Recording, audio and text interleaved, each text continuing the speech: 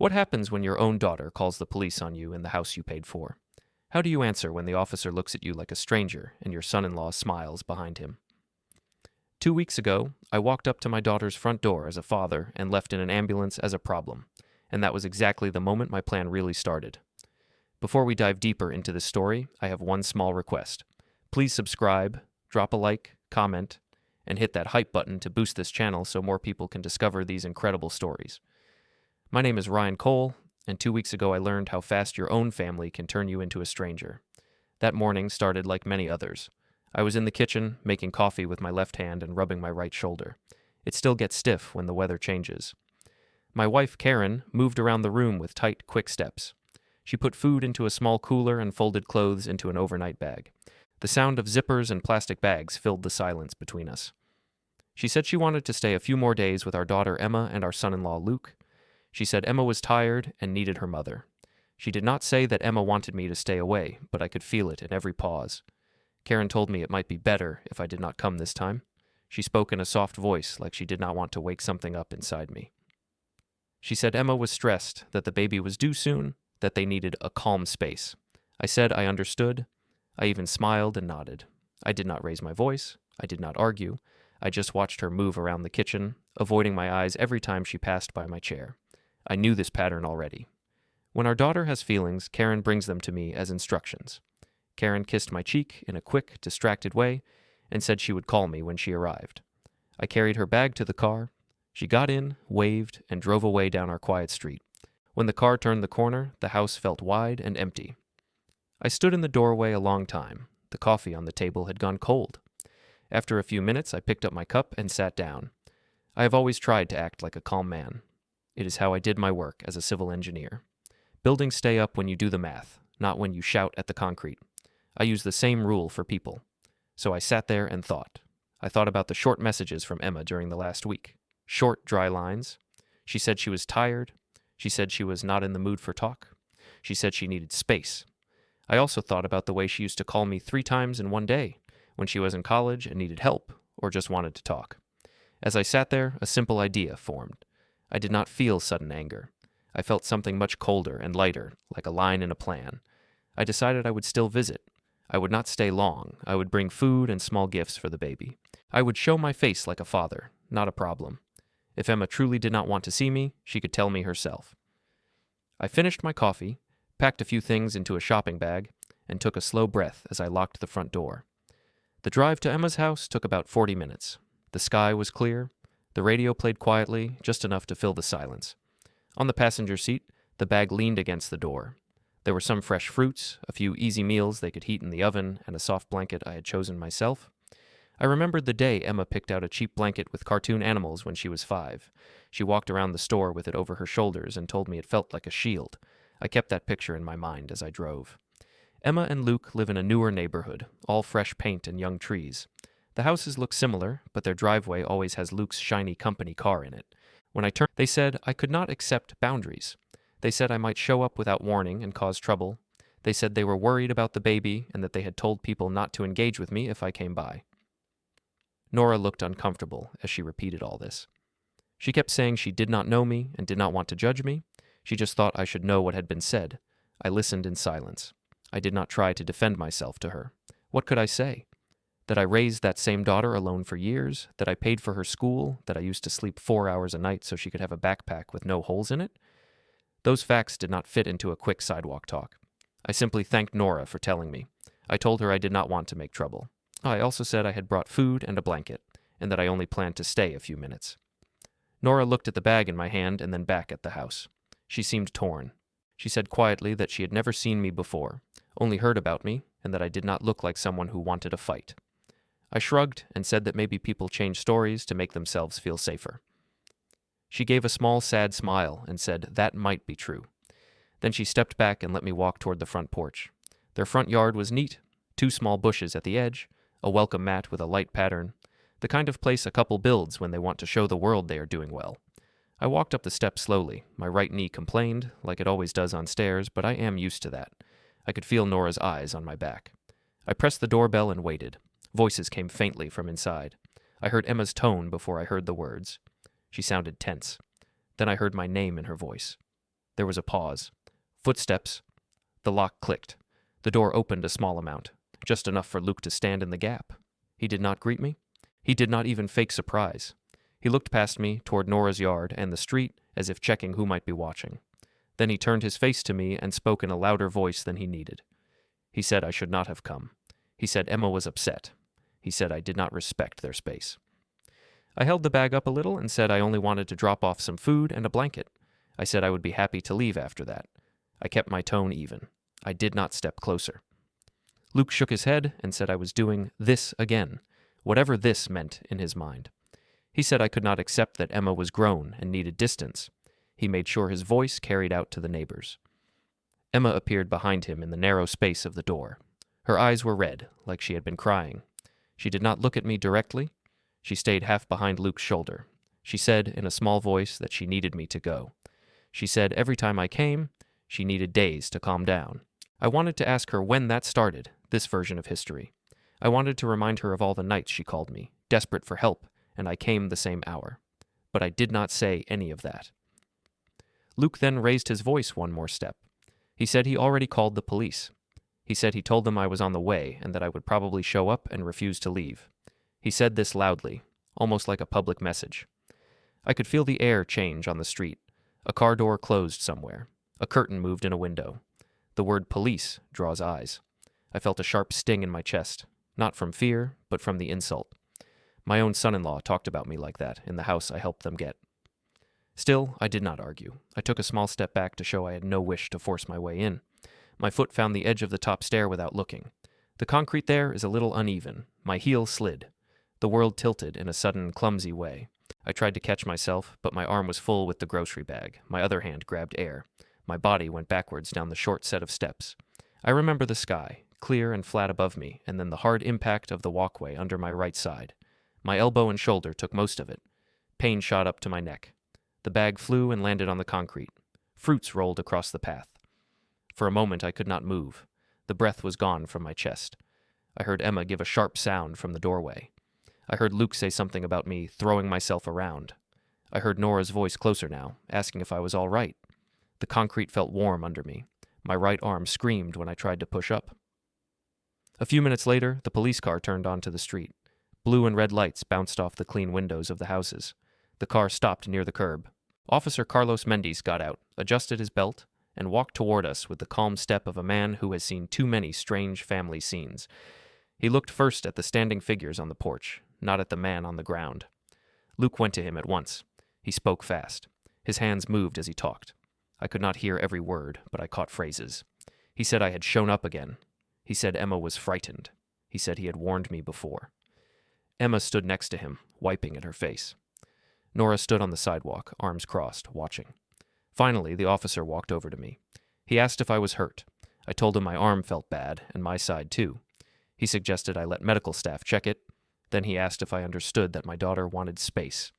He used that word again, space, as if I was a planet that had drifted too close. I answered that I heard her. He asked if I would be willing to leave after I received care and not return without an invitation. I said yes. The ambulance took me to the hospital. The ride was short, but long enough for the pain to settle into a deep, steady ache. In the bright light of the exam room, a nurse cut the sleeve away from my shirt and helped me change into a gown. The doctor moved my arm gently, asked me to rate the pain, and sent me for x-rays. Nothing was broken, but the sprain was bad, and there was a deep bruise along my ribs. They put my arm in a sling and gave me simple medicine. When they left me alone for a moment, I sat on the edge of the bed and looked at my hand. The skin was marked and shaking a little. My shirt lay on a chair, torn at the shoulder. It looked like it belonged to someone else. My phone rested on the small table by the bed, screen dark. I picked it up and unlocked it.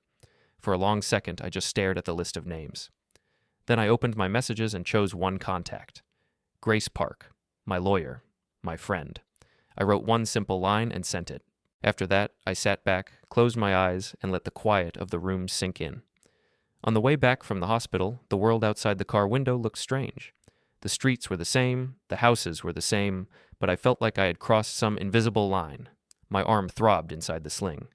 Every time the driver hit a small bump, the pain in my ribs reminded me of the fall. When I stepped into my house, the air felt still.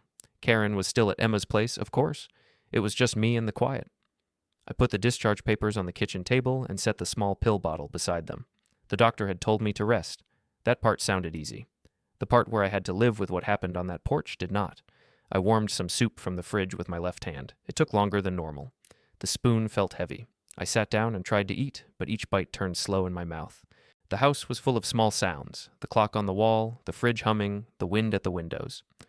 I looked at the chair where Emma used to sit when she was little, swinging her legs and asking question after question. My phone lay face down near the papers. I turned it over. Grace had not replied yet. That did not surprise me. It was late. I knew she would see my message in the morning and call. She was that kind of person, steady. I put the phone back down and let my mind move backward in time. I did not always live in this neat, quiet house. For many years it was just me and Emma in a small 2-bedroom apartment near the main road. You could hear trucks all night. When she was 6, she used to wake up at every loud noise. I would sit on the edge of her bed and tell her it was only the outside world. I said nothing could get in as long as I was there. She would grab my arm and hold it tightly until she fell asleep again. Money was always close and tight in those days. I worked as a junior engineer and took whatever extra projects I could find. I remember coming home late with my head full of numbers and drawings, only to find Emma sitting at the kitchen table trying to finish homework under a weak light. Her hair would fall in her face and she would blow it away with a small, frustrated sound. One night she told me a girl at school had laughed at her shoes. They were worn at the edges. The soles were almost smooth. I looked at them and felt a hard knot in my chest. The next weekend, I took a side job checking plans for a small firm across town. It meant 4 more hours on Saturday and Sunday, but after a month, we went to the store and bought her new shoes and a backpack without tears in it. She looked 10 feet tall walking out of that store. When she was a teenager, the apartment felt even smaller. Books and clothes everywhere. She studied at the same table where we ate. I bought a used desk for my room so she could spread her papers out on the kitchen one. Sometimes I would fall asleep in my chair, red pen in hand, checking small projects for extra pay. I would wake up to find Emma covering me with a thin blanket. She would tell me I should take care of myself more. I used to answer that I would rest later. She never saw how worried I was about money. Not really. That was on purpose. When the letters came from colleges, she cried with joy. Then she saw the numbers. Her face changed. She asked how we could ever manage it. I told her I would handle it. I promised she would not have to turn down a good school because of me. I said that if I had to work every hour, I would do it.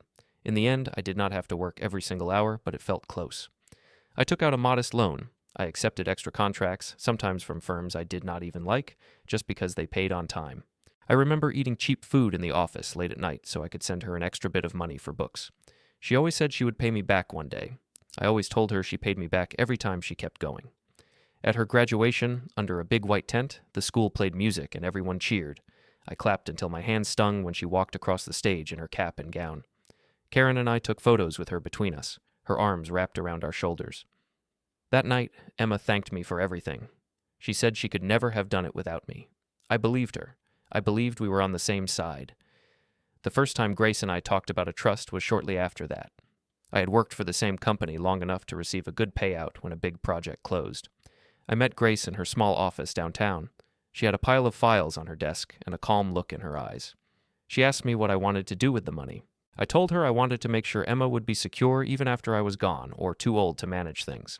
I did not use complicated words. I just said I wanted a wall around her future. Grace suggested setting up a trust in Emma's name. She explained how it would work. She also suggested some rules. She said children sometimes change when they grow up, when partners and other people come into their lives. She recommended a clause about contact and basic respect. She said, in simple terms, that if Emma cut me off and pretended I did not exist, the trust could be changed. At the time, I waved my hand and told her that would never happen. But she was firm. She said it was better to write it now and never need it than to want it later and not have it. In the end, I agreed. I signed the papers and put the copies in my small safe at home. I felt proud. I thought I was simply being careful, not preparing for war. Years passed. Emma found work, then changed work, then settled into a position in a company that dealt with events and social media. She met Luke at some industry thing. She told me he was funny, full of plans, always thinking big. When she brought him to dinner at a small family restaurant near my house, he shook my hand and called me sir in a polite tone. He talked about his idea for his own agency. He said he just needed a little push to make it real. At first, I liked him well enough.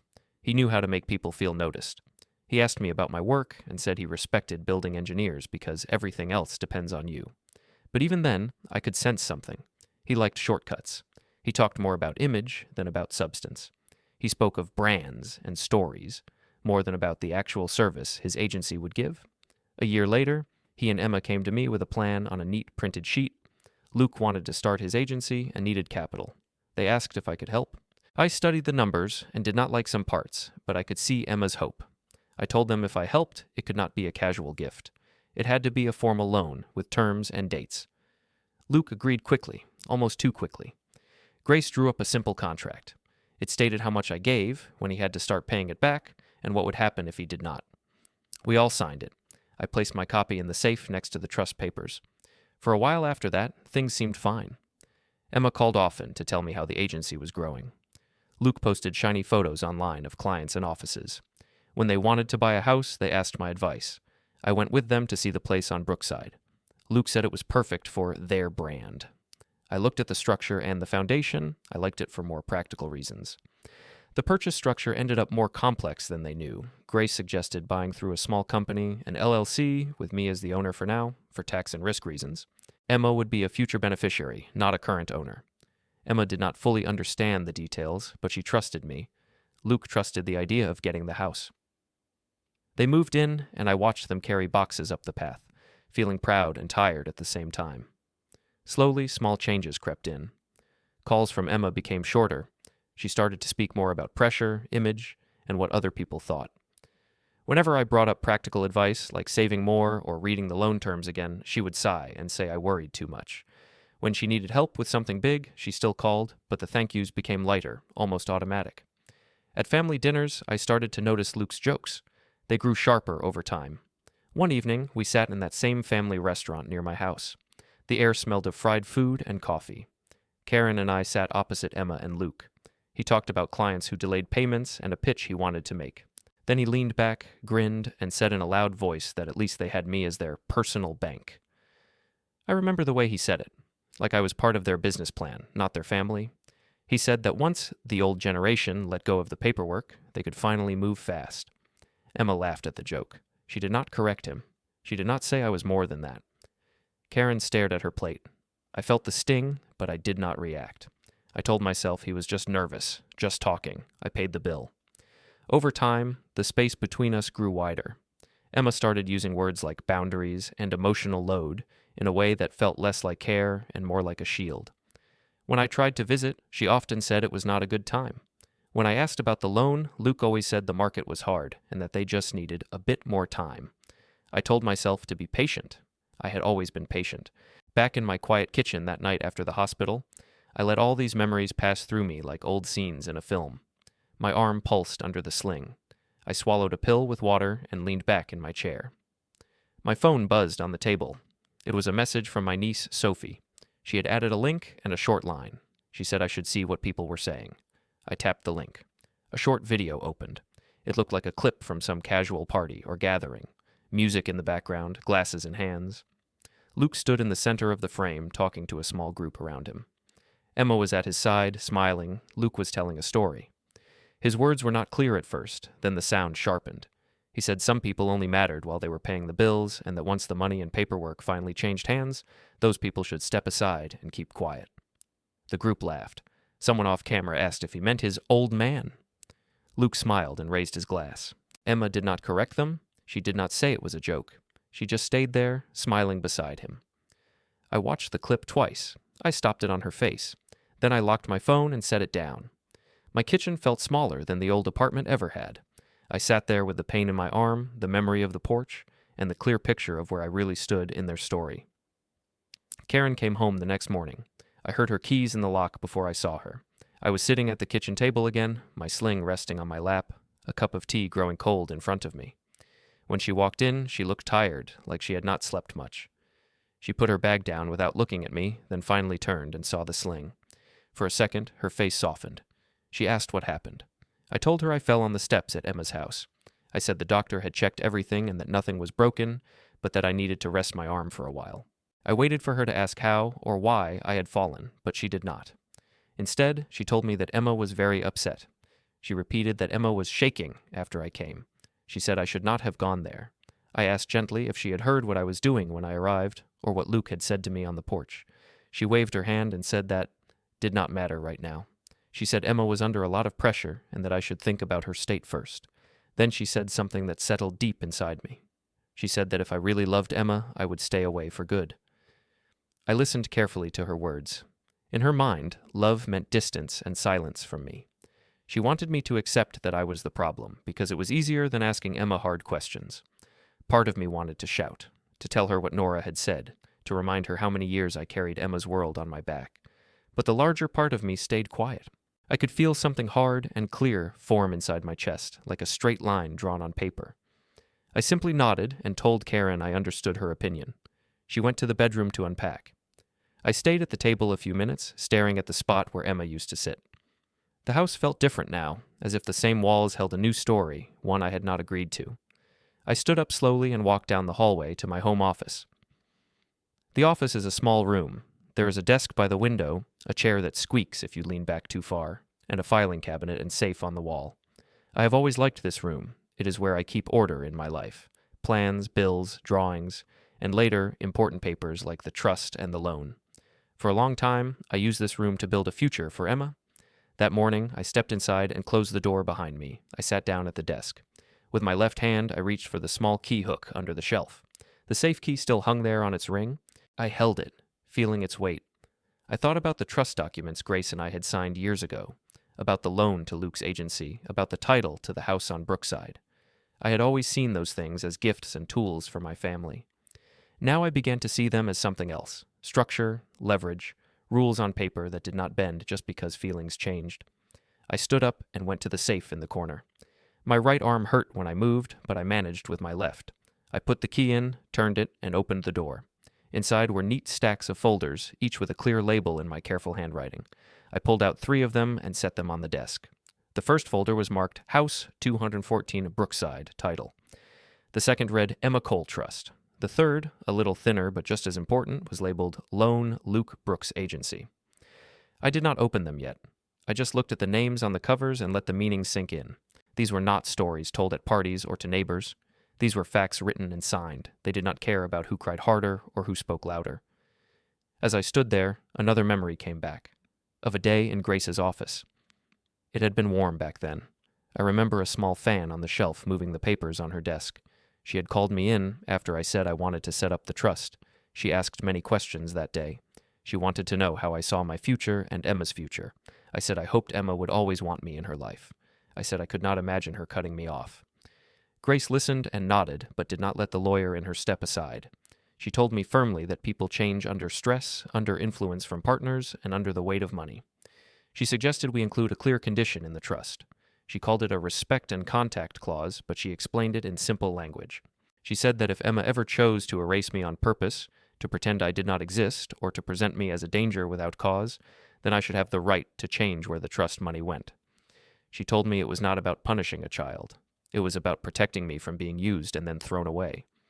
Back then, I almost refused. I remember laughing a little and telling her that my daughter was loyal, that she would never treat me like that. Grace did not laugh with me. She said she had seen many cases and that the safest time to write such rules was when things were still good. I sat for a long time thinking. Finally, I agreed. I signed the papers.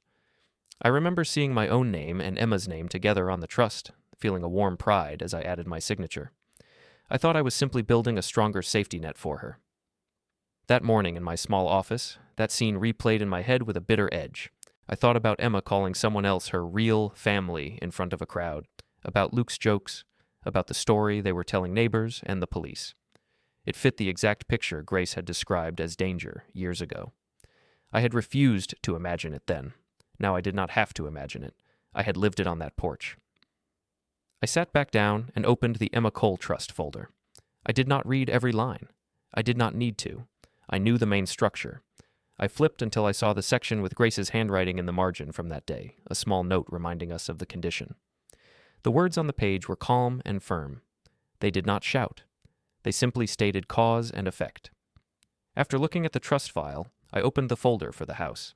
It held copies of the title, the papers for the small company that owned the property, and notes from Grace about how and when things could change. Emma and Luke thought of the house as theirs. They painted walls, planted plants, hosted friends, but on paper, it was still mine, set up in a way meant to protect them and me. That structure had not changed just because they forgot it. The loan folder was thinner, but it carried weight too. It contained the contract we had all signed, with dates and terms. It reminded me that Luke's agency had not been built only on his charm. It had been helped by my savings, my work. He liked to speak about himself as a self-made man. The paper in that folder told a different story. I stacked the 3 folders neatly and sat there watching them. My right arm ached, but my mind felt strangely clear. I realized that for years I had separated 2 parts of my life. On one side were feelings, love, patience, hope for my daughter. On the other side were these structures, contracts, titles, clauses. I had treated the second set as distant tools, not as part of the same story. That morning, those 2 sides finally came together in my head. I did not feel the wild rush of anger people talk about. I felt something better for a man like me, a calm decision. I understood that I would not shout or argue my way back into respect. Words had already been twisted against me, but there were other things that could not be twisted so easily: signatures, dates, records. I chose in that moment to lean on the things I knew, the same way I had leaned on numbers and plans when I built bridges and roads. On the wall beside the desk hangs a simple paper calendar. I like to write things down by hand. I stood and walked over to it. At the top of the month, in the small square for a date 2 weeks from that day, I had written a short note some time ago. Review GP. It was a reminder to meet Grace for a routine check of the trust and other matters. At the time I wrote it, I thought we would drink coffee, talk about minor updates, and maybe laugh about getting older. Now that small red circle around the date looked different. It was not a casual reminder anymore. It was a marker. It told me I had time to prepare, to collect, to think. I touched the circle lightly with my finger. Behind the office door, I heard Karen moving around the house, talking to someone on the phone in a low voice. I could guess who. I imagined her telling Emma that I seemed calm, that I would probably agree to stay away. I imagined Luke saying that everything was under control, that he had the story set the way he wanted. They all thought this would end with me shrinking back into a corner. I went back to my chair and sat down. My phone lay on the desk next to the folders. I picked it up and opened the message thread with Sophie. I wrote a short note thanking her for sending me the video, and I asked her to save anything else she saw or heard. I did not explain why. I did not need to. She replied quickly, saying she would keep an eye on things and that she was sorry for how I had been treated. Her simple words warmed me a little. Then I scrolled to Grace's number and looked at it on the screen. I did not call right away. I just let the phone rest in my hand and breathed for a while, feeling each breath move around the ache in my chest and ribs. I was not planning a fight. I was planning a correction. I would not try to change their feelings. I would only change what they could do with my work and my name. I set the phone down again and closed the safe for the moment, leaving the 3 key folders on the desk within easy reach.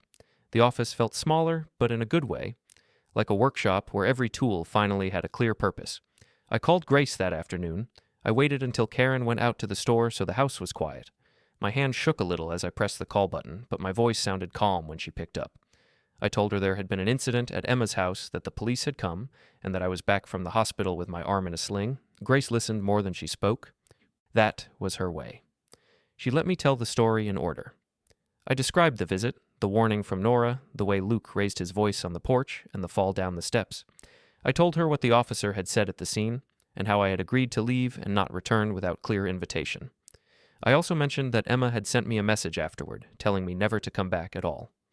When I finished, there was a short silence on the line. Then Grace said we should meet as soon as possible. She wanted to see the hospital report, hear every detail, and go over the old documents again with this new situation in mind. She spoke in a steady, simple voice, like someone checking the supports on a bridge after a storm. We agreed on a time the next morning. The next day, I dressed slowly, slipping a loose shirt over the sling. Karen asked where I was going. I told her I had an appointment with Grace to review some papers. Karen seemed uneasy, but did not ask much more. She simply said she hoped I would not do anything to upset Emma further. I told her I did not intend to upset anyone. I intended to understand my position. Grace's office sat on the 6th floor of an old brick building downtown. The elevator was slow, and the hallway smelled faintly of coffee and paper. When I arrived, her assistant showed me into a small conference room with a long table and 2 chairs. The walls were lined with simple shelves of binders and a few framed certificates. Grace came in carrying a thin folder and a tablet. She greeted me without fuss and asked how my arm felt. I said it hurt, but would heal. Then I set my own folder on the table. hospital papers, the slip with the incident number from the police, and a few printed screenshots Sophie had helped me make the night before. I started from the beginning again, this time with more detail. I told Grace about the messages from Emma asking for space, about Karen's visit, and about my decision to bring food and a blanket anyway. I described Nora's warning on the sidewalk, how she said the neighbors had heard a version of me that did not fit who I knew myself to be. I went through the scene on the porch step by step, making sure to mark what I had done and what Luke had done. Grace asked specific questions. She wanted to know exactly where I was standing when I fell, how many steps there were, where the bag had been, who spoke first, and how loudly Luke talked about calling the police. She noted that he had said it before I arrived, not only afterward. She also asked about Emma's expressions and words in front of the officer. I answered as clearly as I could. Then she opened her tablet and brought up copies of the trust, the house ownership documents, and the loan contract. She did not read them out loud. She just scrolled slowly, checking sections as she spoke. She reminded me how the house on Brookside was still owned by the small company we had set up, with me as the controlling member. Emma was listed as a future beneficiary, not a present owner. She pointed out that Emma and Luke were, in legal terms, living there by my permission. Grace also reviewed the loan terms. She traced a line on the screen with her finger that described what would happen if I chose to call in the debt. There was a clear timeline, clear amounts, and clear consequences. She said it in plain language, so there was no confusion. She added that Luke's agency existed partly because of that money. Then she moved on to the trust. She showed me the section with the respect and contact condition. It was one thing to remember it in my head. It was another to see it there on the screen with both my name and Emma's name in clean letters beside it. Grace explained, in careful words, that what had happened at the house and what Emma and Luke were now saying about me might match the exact situation we had built that clause for. She did not push me. She did not tell me what to decide. She simply laid out options. She said I could do nothing and leave all structures as they were.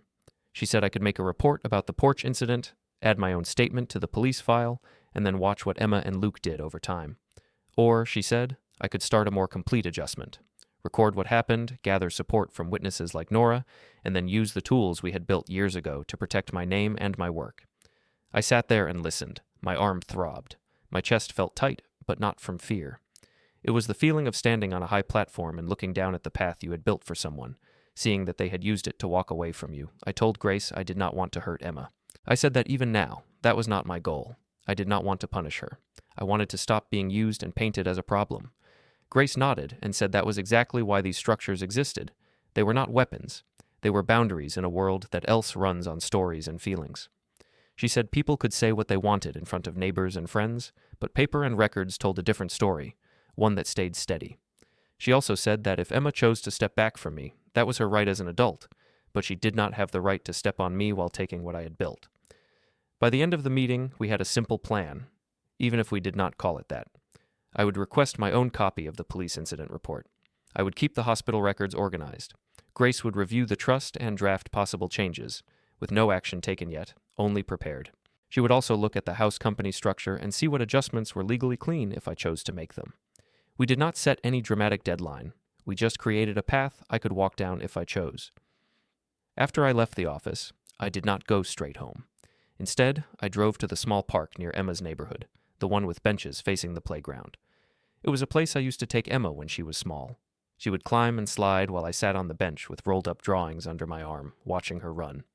This time, I sat there with my sling resting on my lap, watching other people's children play. The air was cool, families moved around me, busy with their own lives.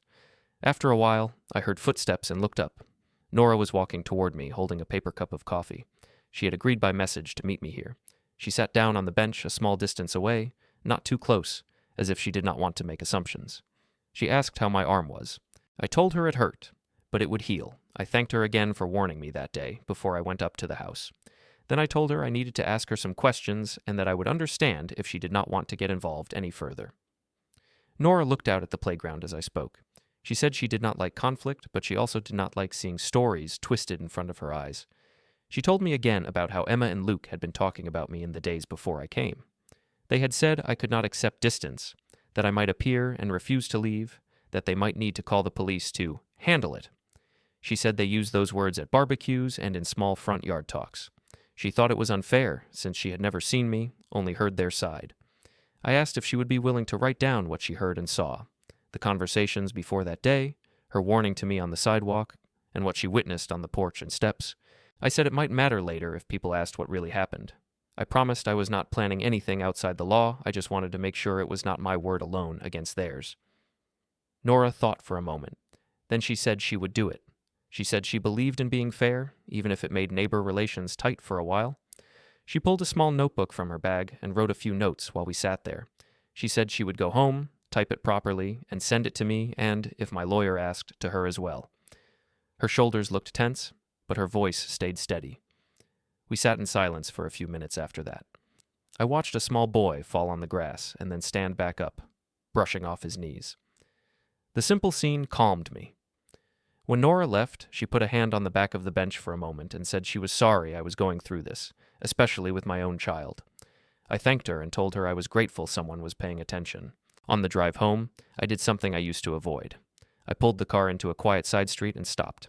I took out my phone and opened old messages from Emma and Luke. I scrolled back through years of words. At first, the tone was warm, thank yous for help, updates about life, small jokes. Then slowly, the style changed. Requests grew larger, thanks grew shorter, and finally the messages shifted into distant, cold lines about space and stress. With my left thumb, I began to save copies. Sophie had shown me how to back things up to a secure folder. I created a new one and named it in my usual simple way. Brookside, Timeline. I did not read every message in full again. I just noted dates and patterns, and I captured enough to show how the situation had moved from close bond to distance to open rejection. I saved the clip Sophie had sent from the party, too. Each time I saved a file, the phone made a small sound. It felt like placing little stones in a jar. One alone meant nothing. Many together built weight. I knew Emma and Luke would continue to tell their version of events to whoever listened. I could not stop that. But I could build my own clear line of truth, piece by piece. When I finally pulled back into my driveway, the sun was already low. The house looked the same as always from the outside. Inside, Karen was in the living room watching a show with the sound low. She asked how the meeting with Grace went. I told her we had reviewed papers and that Grace had told me to rest and stay calm. That was true, even if it was not the whole truth. I went to my office, placed the new papers from the hospital and from Grace's printer in the same drawer as the older folders, and sat down. My arm ached, but my mind felt centered. I had a path, however quiet and slow it might be. As I set my phone on the desk, it buzzed with a new email. It was from the local police station. The subject line mentioned community mediation and both our family names. I opened it and began to read. The email from the police station was short and direct. They offered a community mediation session for our family. The officer who had come to the house would be there, along with a neutral staff member. The note said the goal was to clear up misunderstandings and find a safe way forward for everyone. I read those phrases a few times. On the surface, they sounded kind. In my situation, they sounded like a request for me to admit I was the problem and to promise not to cause more trouble. Still, I did not feel fear as I read. I felt something like steady focus.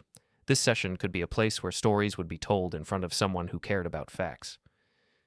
At the bottom of the email was a link to confirm the date and time. I clicked it and chose a slot a little more than a week away. That gave me time to heal a bit, and more important, time to put my life on the table in a clear, ordered way. When I clicked confirm, I felt like I had closed my hand around something firm. I replied to Grace and forwarded the email. I told her the date and asked what I should do before then. She answered later that evening. Her message was simple. She wrote that we should get my own side documented and my positions clarified before I sat in any room with Emma and Luke. She said she could meet me at the bank and then in her office to finalize some internal changes. She added one last line. We will still be calm and fair, but we will not be soft. The next few days passed slowly, but with a purpose. I rested when my shoulder demanded it. Between those rests, I moved like a man in a workshop. First, I called the hospital and asked them to send me a clean copy of my exam report and x-ray summary. They did. I put it in a clear sheet and added it to my folder. Then I went to the police station in the daytime and asked at the front desk how to get a copy of the incident record. The woman there explained the process kindly. I filled out what she gave me and went home. A few days later, they sent me a short summary with the incident number, the date, and a brief note of what had been reported. That went into the folder too. I did not feel angry as I read it. I saw it as one more piece of a puzzle. Nora sent her statement right on time, just like she had promised at the park. It came in an email attachment. She had written it in simple language, describing what Emma and Luke had told the neighbors before I arrived, what she had seen on the day of the visit, and how the fall had looked from her angle. She did not exaggerate. She did not guess. She just described. I printed it, slid it into another clear sheet, and added it to the growing stack. Each night when Karen went to bed early, I sat in my office with the door half open. I did not hide what I was doing, but I did not announce it either. I made a checklist from Grace's messages. Hospital record, incident number, neighbor statement, message screenshots, party clip, trust summary, house ownership summary, loan contract. I checked them off as they came together. It felt like lining up beams before building a structure. Then came the bank and title company meeting. Grace had arranged the appointment and sent me the address. It was in a low building not far from her office. The lobby was bright, with quiet music playing and small plants in neat rows. A clerk led us into a side room with a long table and a stack of papers already laid out. Grace sat beside me and explained each document in calm words. The first few dealt with the small company that owned the house on Brookside. One form updated internal notes about who had the right to live in the property and under what conditions. Another confirmed my control over decisions about those conditions.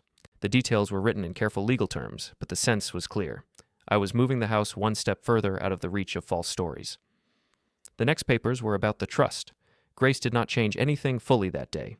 She explained that large moves would take more steps, but she prepared documents that allowed us to adjust beneficiaries later without delay if we chose to move ahead. I noticed how her fingers rested lightly on that stack a little longer.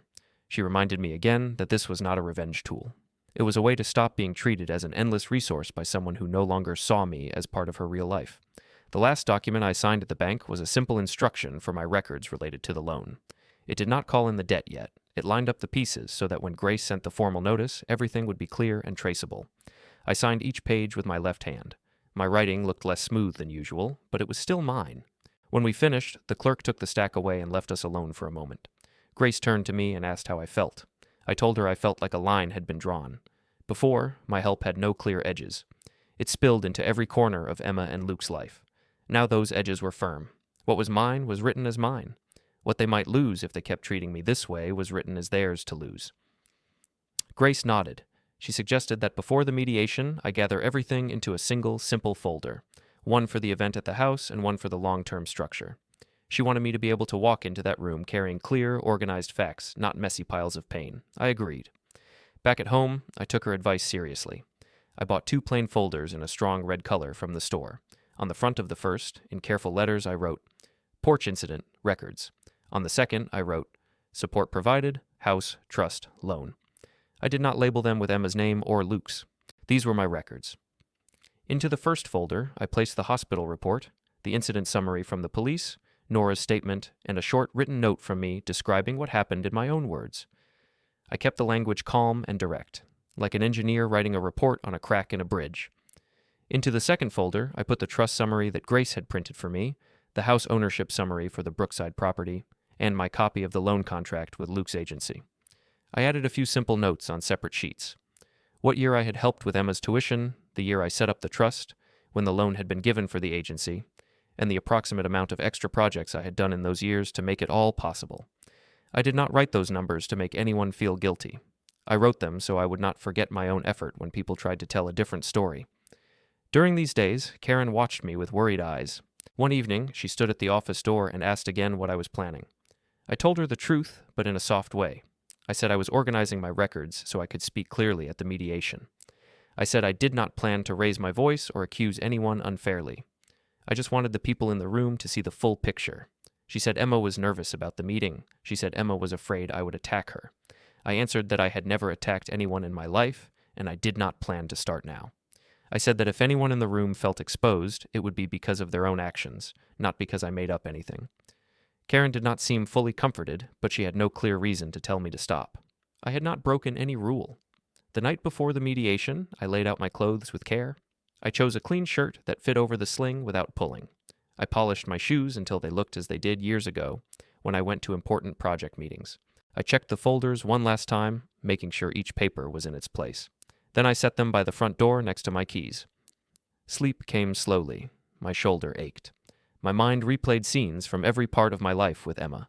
Her small hand in mine on the way to school, her proud walk at graduation, her first visit with Luke, her voice on the porch telling me to go. The sadness was still there, but it sat beside something else now, a steady sense that I was no longer walking into rooms unarmed. In the morning, I woke before the alarm. The house was quiet. Karen came into the kitchen and poured coffee. She looked as if she wanted to say many things, but in the end she only said one. She asked me to stay calm. I told her she did not need to ask. Calm was the only way I knew how to move through the world. I picked up the red folders, slipped them into a simple black bag, and put on my jacket carefully over the sling.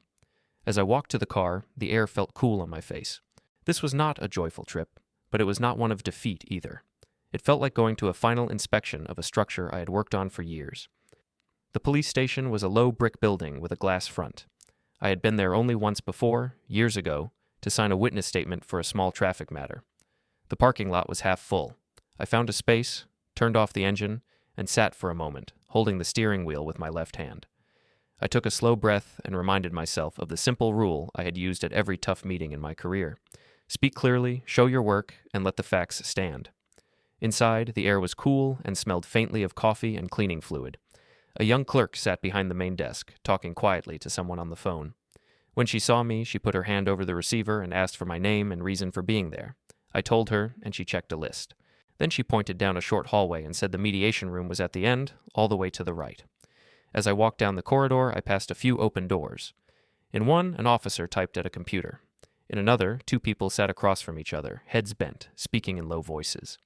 My footsteps sounded louder than they were. When I reached the mediation room, I saw them through the glass window set into the door. Emma sat on one side of the table, hands clasped in front of her. Luke sat beside her, leaning back slightly in his chair, one ankle resting on his knee. Karen was there too, sitting near Emma, her shoulders tense. Officer Mendez sat at the end of the table with some papers in front of him. Next to the empty chair that must have been mine, I recognized Nora, her face pale but steady as she looked down at her hands. A few phones lay face down on the table within easy reach. I opened the door and stepped inside. Officer Mendez looked up when I entered. He stood and greeted me with a polite nod, then pointed to the empty chair. I sat down beside Nora, set my bag on the floor, and placed my hands on the table. The sling made every move slower, but I did not rush. For a moment, no one spoke. I could feel Emma's eyes on me, then looking away. Luke stared at the wall clock as if he was late for something else. Karen twisted her hands together in her lap. Officer Mendez broke the silence. He explained how the session would work. He said each side would talk in turn. He asked that we use calm words and listen without interrupting. Then he asked who wanted to speak first. Luke raised his hand slightly and said he would. Luke began with a sigh, like this was all a burden for him. He told the officer that I had a long history of not respecting space. He said I appeared at the house uninvited, that Emma had asked me many times to give her room, and that he had called the station before because he was worried I might come and refuse to leave. He said he feared for Emma's peace of mind and for the baby's safety. Emma nodded at his words. She added that she felt on edge whenever I visited, that I brought pressure with me, and that she did not feel emotionally safe around me. She said she was tired of feeling guilty every time she asked for space. As they spoke, Karen kept her eyes on the table. When they finished, Officer Mendez turned to me. He asked for my side. I thanked him for giving us a structured space to talk. I said I would speak slowly and stick to facts. I began with the day of the incident. I told him I had brought groceries and a blanket, that I spoke with Nora on the sidewalk, and that she warned me about what had been said in the neighborhood. I described the scene at the door, Luke's raised voice, the mention of the police, and the fall down the steps. I did not add extra color, I just told it as it happened. Then I reached down, took the first red folder from my bag, and slid out the hospital report. I said the medical staff had confirmed a sprain and bruising from the fall. I passed the report across the table to Officer Mendez. He studied the pages, checked the date and time, and then placed them carefully in front of him. Next, I took out the incident summary from the station. I reminded him of the number and date. I said that document showed only one version so far, based on what was said that day. I asked that my statement now be added to that record. He nodded and set the summary beside the hospital paper. Then I told him Nora had seen more than most people realized. I turned slightly to her and asked if she would be willing to speak. She took a breath and then described in simple terms the front yard talks, the way Emma and Luke had told the neighbors that I might show up, and how they had spoken about involving the police before I ever came. She also described the fall itself, how I had been stepping back, not pushing forward. Her voice shook a little once, but she kept going. After she finished, I placed her written statement on the table as well. Officer Mendez read parts of it, the crease between his eyebrows deepening. He did not say much yet. He just put the pages in order. Then I opened the second red folder. I said I wanted to give some wider context. I did not speak about tears or feelings. I spoke about structures. First, I handed over a short summary of the house ownership. I explained that the property on Brookside was held by a small company I owned, set up with Grace's help. I said Emma and Luke lived there by my permission, and that Emma was listed only as a future beneficiary, not an owner. I added that, after recent events, I had given instructions so that any right to live there would now require a normal rental agreement at market rate, or they could choose to find another place when that permission ended. Luke straightened in his chair. He started to protest, but Officer Mendez lifted a hand and asked him to wait. Second, I placed a brief trust summary on the table. I said that after Emma's graduation, I had created a trust in her name. I told them, in front of everyone, that there was a simple condition in it, written years before. If Emma chose to erase me from her life and present me as a danger without cause, I could change where that trust went. I said that after the porch incident, the messages, and the party clip where she let people treat me as nothing but a source of money, Grace and I had acted on that condition. The trust, I said, no longer held Emma's name as beneficiary. Emma made a small sound, like air leaving her lungs. She asked how I could do that. I replied that I did it years ago when I signed the clause, long before I used it. I said I hoped I would never see the day when it became relevant. Yet here we were. Last, I took out my copy of the loan contract with Luke's agency. I reminded him, and the officer, that the agency had started with money from my savings. I explained that the contract allowed me to call in repayments under certain conditions. I said that, as of that week, Grace had sent a notice to his business address, and that I expected him to honor the terms he had agreed to. I slid the contract summary across the table for the officer to see. The room went very quiet. Luke's face went red. He asked if I was trying to ruin them. I answered that I was only stepping back from supporting people who had chosen to treat me as a threat. I said I would no longer pay to be insulted. Officer Mendez looked over the stack of documents. He took his time, then he spoke. He said it was clear from the papers that I had given a great deal of support over the years. He also said that calling the police on a family member was serious and that preparing a story in advance for neighbors did not match the picture of a fragile couple suddenly alarmed by a dangerous man. He added that from this point on, any further calls about me would be examined in light of these facts. He turned to Emma and Luke and said they might want to reconsider how they spoke about me in public for their own good. He also said that, from what he saw, I had the right to decide how my property and money were used. That part was not for him to judge. I felt no joy hearing those words, only a kind of tired release. I reached into my bag one last time and took out my old set of keys to the house on Brookside. I placed them in front of the officer and said that any future issues about the property or the trust would go through Grace. I said I would not be visiting the house again. If Emma ever wished to speak to me as a daughter, she knew how to reach me, but I would not force my way into any more rooms. No one answered. The papers lay between us, quiet and heavy. I stood up slowly, nodded to the officer and to Nora, and walked out of the room with my empty bag over my shoulder.